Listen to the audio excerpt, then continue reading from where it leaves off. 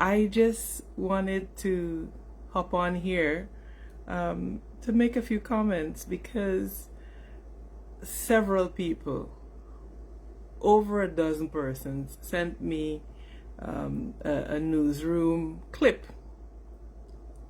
from Irfaan Ali, in which he had a lot of things to say, and specifically about me. And usually I don't pay attention to what people, particularly in the opposition, in the PPP, have to say about me. But this is the president, and so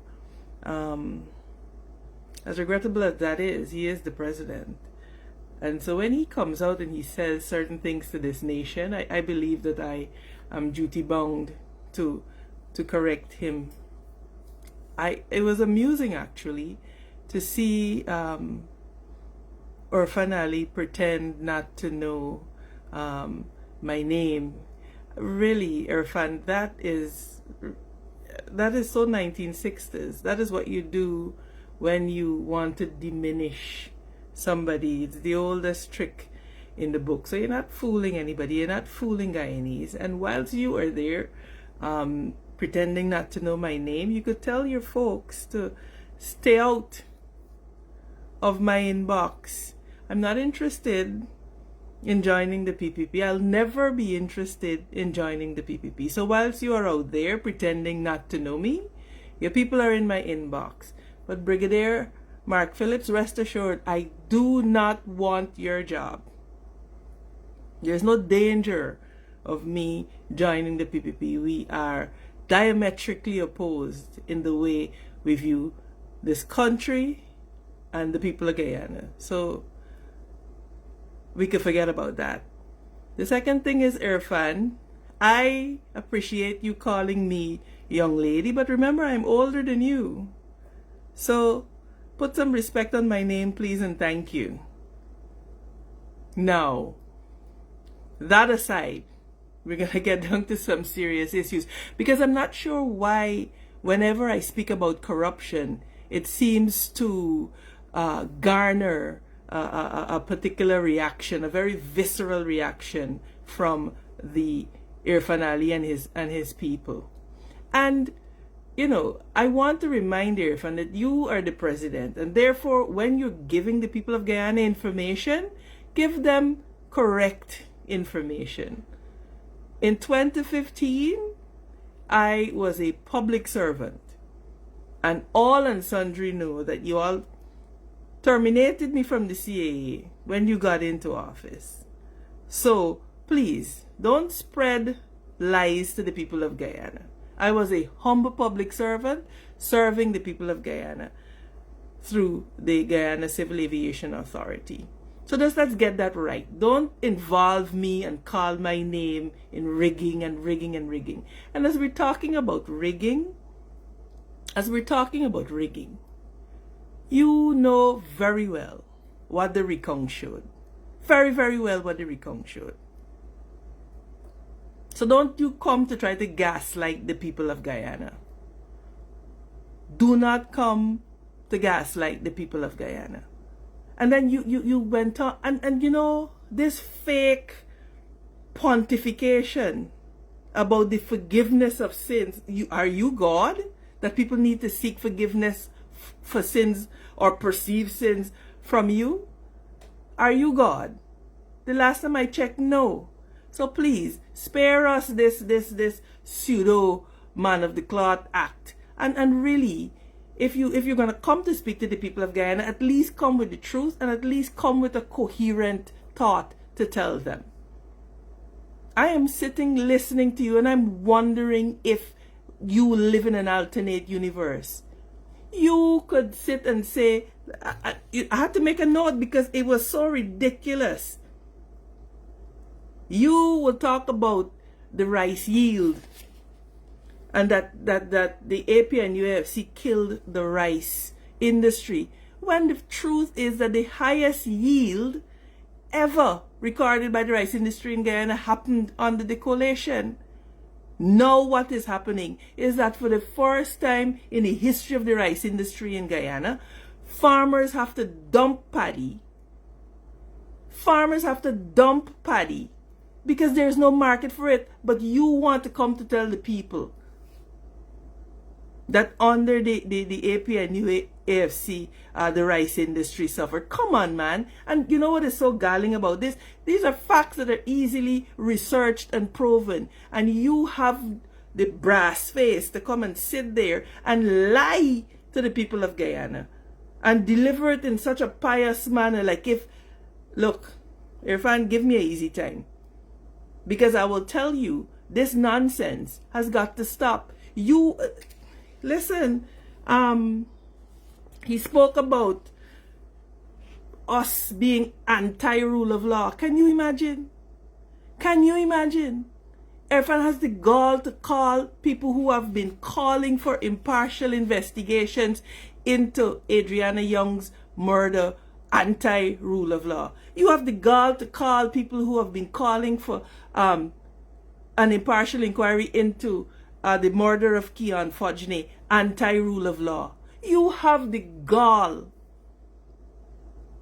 to call people who have been calling for police reform anti-rule of law. You are the man that called the president of the Police Service Commission, the chair of the Police Service Commission, to say, put your boys there. Your boys who don't deserve to be there. And you could stand up to tell people that they're what? Anti-rule of law?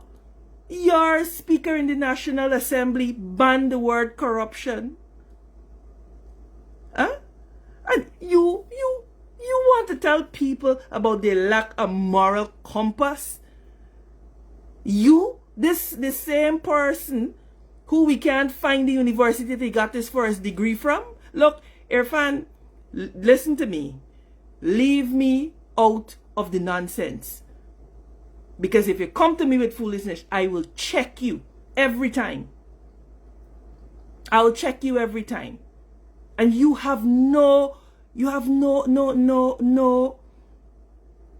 compunction about coming to talk about moral compass and moral compass. And I'm glad Dennis Shabral asked you, why are you embracing all of these so-called rigors?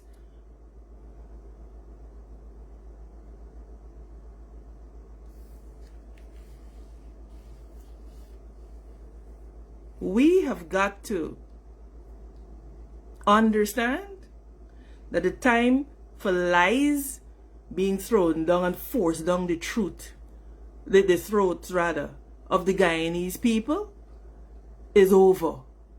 Is over. The police force is in a mess. You have it in a mess. You have it in a mess. You have senior police officers being sanctioned.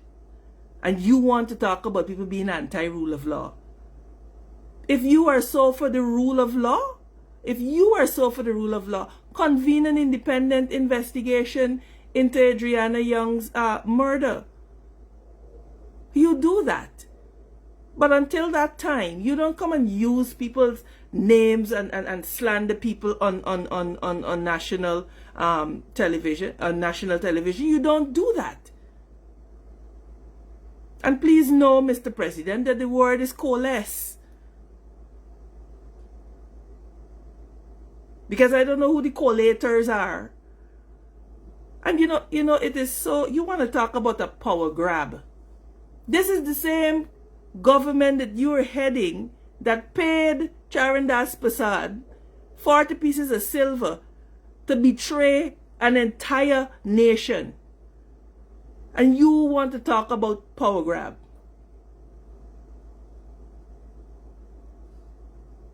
So let's talk about the facts, yes? And if you call my name, rest assured I'm going to come and answer you.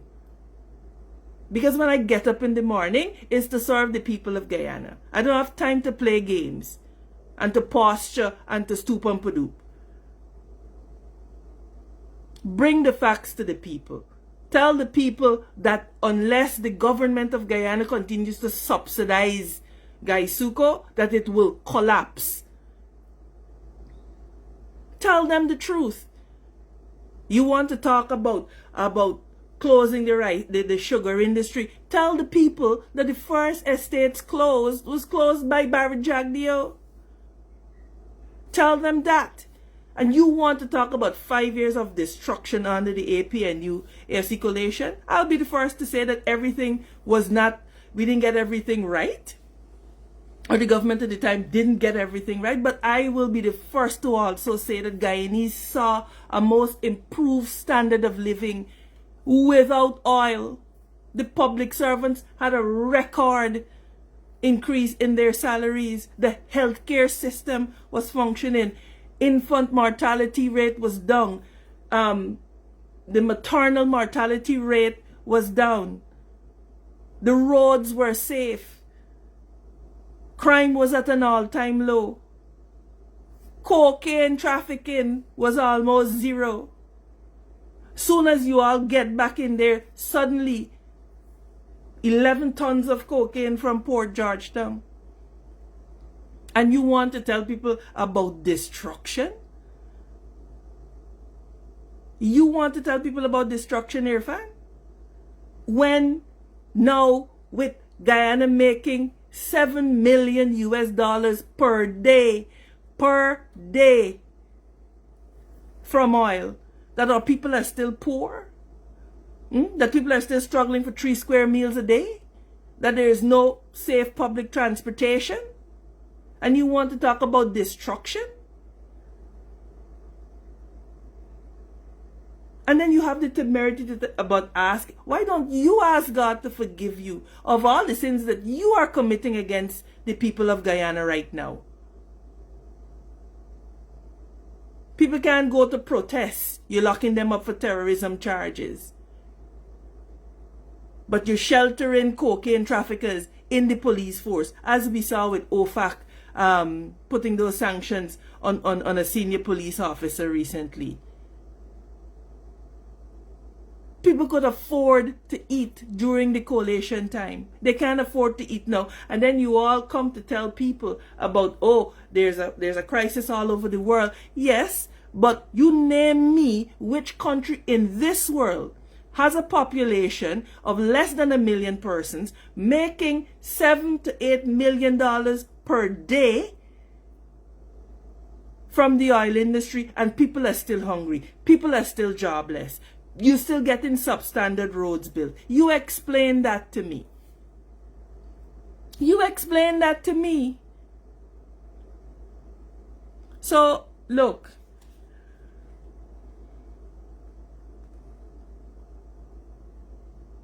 He's right. Philosophically, the underpinnings are different because they are concerned with their friends, their family, and their favorites.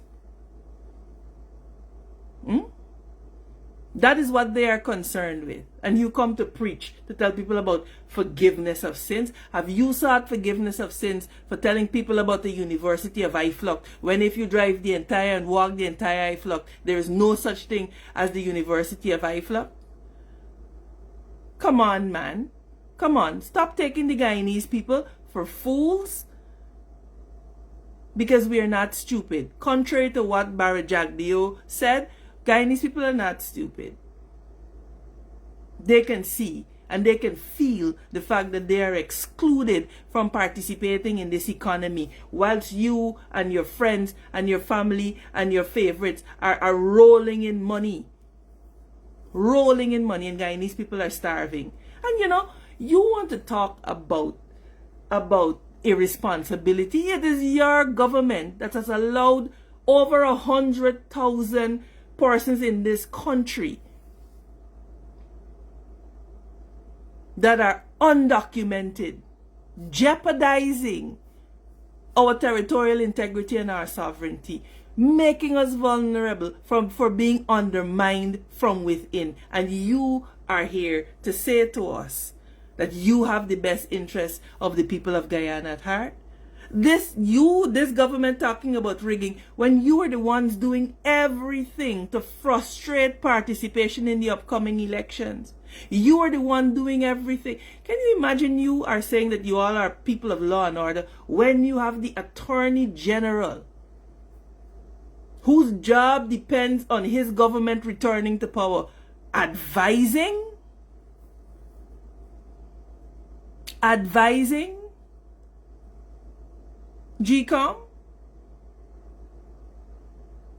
Really? And you are interested in law and order?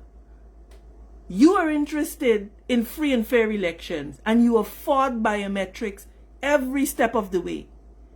You allow a bloated list. Not only do you allow a bloated list, you allow people who ought not to have a Guyanese birth certificate to be given a Guyanese birth certificate, allowing them entrance and participation in our political system. And you want to talk about being responsible? You want to talk about being responsible? So listen, you have to understand that this is not a long time. People are not going to be fooled anymore. And all of the quote-unquote rigors that you are accepting in your party, you should send them back. You should send them back. All of them that you said, oh, send all of them back. That's what you should do.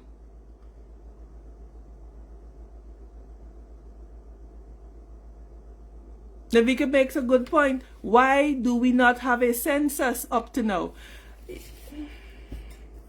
Why do we not have a census?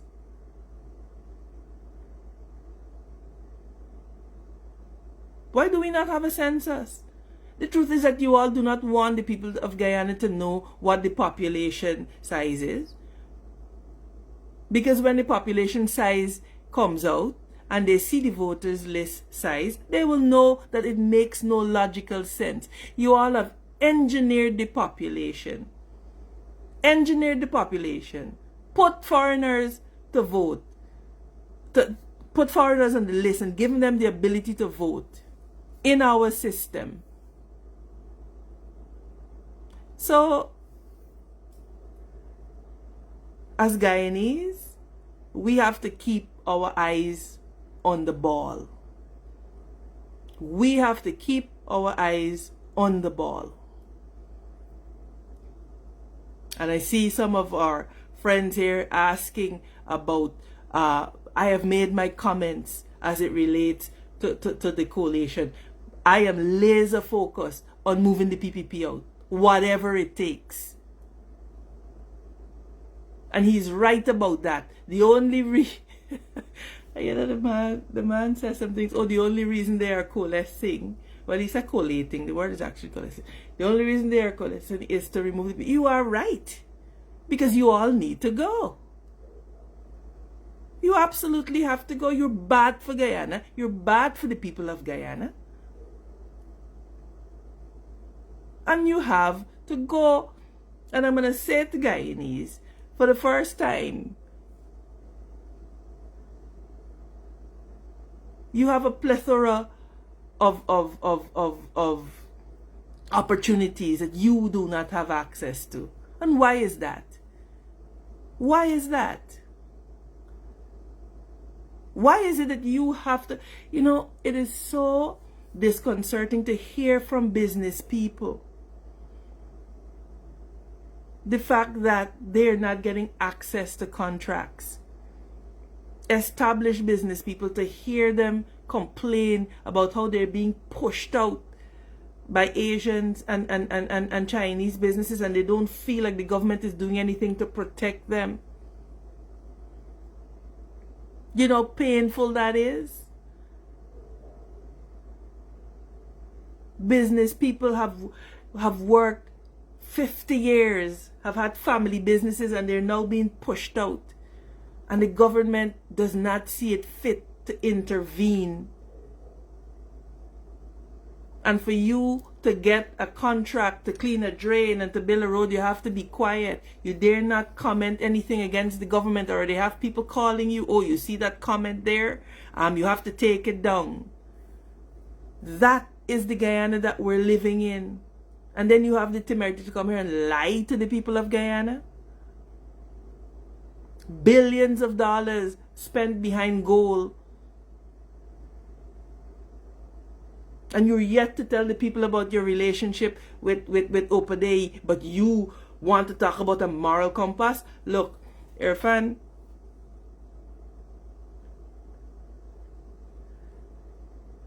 speak truth to the people of Guyana. Speak truth to the people of Guyana. And please, please, leave me and my name out of it, because I will check you every time. Don't go spreading lies about me. Speak the truth and speak it ever. And stop misleading the people of Guyana. Like I said, guys, I just wanted to come on here tonight because I was flummoxed when I saw Irfaan Ali's comments earlier in the day. It's been a long day, but I was not going to sleep without clearing it up. So thank you all for tuning in. Thank you for listening. We have a country to build. We have to resist dictatorship. We have to resist dictatorship. And one thing you could count me in for is that I will always speak truth to power. Always speak truth to power. In the government, out of the government, in my own party, I will always speak truth to power. Because the oath that we took as parliamentarians to the Constitution of Guyana means that we have to represent all of Guyana, not just some. And the people and the interests of the people have to always be our priority. So thank you all for abiding with me. I just wanted to come to set the record straight. So have a good night. I love you all, and God bless this great, great, great republic of ours. God bless y'all.